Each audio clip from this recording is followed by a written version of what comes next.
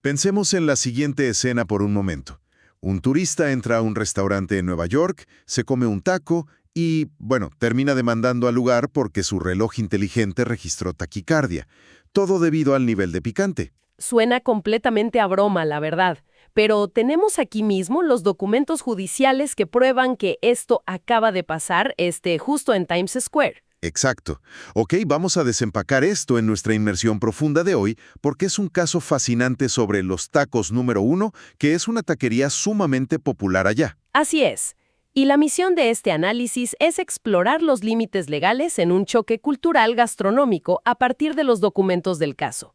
Digo, hay que entender dónde termina la responsabilidad corporativa y dónde empieza el sentido común. Totalmente. Y la gran pregunta aquí es, ¿puede un ingrediente tradicional ser considerado un riesgo legal? ¿O simplemente es una falta de conocimiento de quien lo consume? Pues todo nos lleva a agosto de 2024. Faikal Mans, un ingeniero que venía desde un pueblo llamado Schemerhofen, allá en Alemania, visitó este local en Nueva York. Ajá. Y este restaurante, por cierto, fue fundado por emprendedores de Tijuana y de California. Entonces, el señor Mans pidió 3 tacos y se fue directo a la barra de autoservicio. Y ahí es justo donde la historia da un giro doloroso. Porque, le echó una cantidad abundante de salsa verde a su comida. Sí, muchísima. O sea, bañar 3 tacos en salsa verde en un local mexicano sin probarla primero, pues es como echarse un clavado a una alberca sin revisar si tiene agua. Exactamente. Y el resultado de ese salto al vacío fue inmediato. Según la demanda que tenemos aquí, tras el primer bocado sintió un ardor extremo y náuseas. Híjole. El documento incluso incluye fotografías de las ampollas que le salieron en la lengua, como evidencia. Y todo esto mientras su reloj inteligente registraba taquicardia por la comida. ¡Wow! Ver fotos de ampollas en una corte sí plantea un problema legal muy real. En un mundo globalizado, el restaurante tiene que asumir que el turista no conoce sus tradiciones. Claro. O el cliente asume el riesgo al entrar a experimentar a un restaurante de comida extranjera. Pues la demanda de Mansás se basó justo en esa falta de contexto.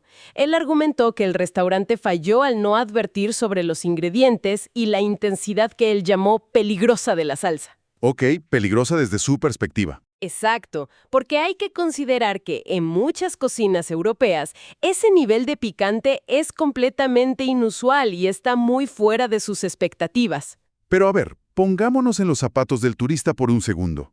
Si alguien viaja a Alemania y pide una salchicha, asume que no le va a quemar la lengua al grado de causarle ampollas, ¿no? Ajá, es un buen punto. Entonces, si el restaurante sabe que está en pleno Times Square, rodeado de turistas de todo el mundo que, pues, no conocen la gastronomía mexicana, ¿qué les costaba poner un pequeño letrero de «cuidado», muy picante? Bueno, la defensa del restaurante respondió a ese punto argumentando que la salsa simplemente cumple con los estándares normales de la auténtica comida mexicana. O sea, es una salsa normal para los mexicanos. Sí, y además nunca habían tenido quejas previas de otros turistas.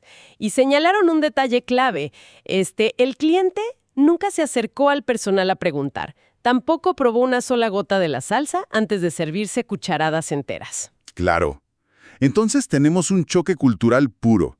Las tradiciones viajan, pero el paladar del consumidor no.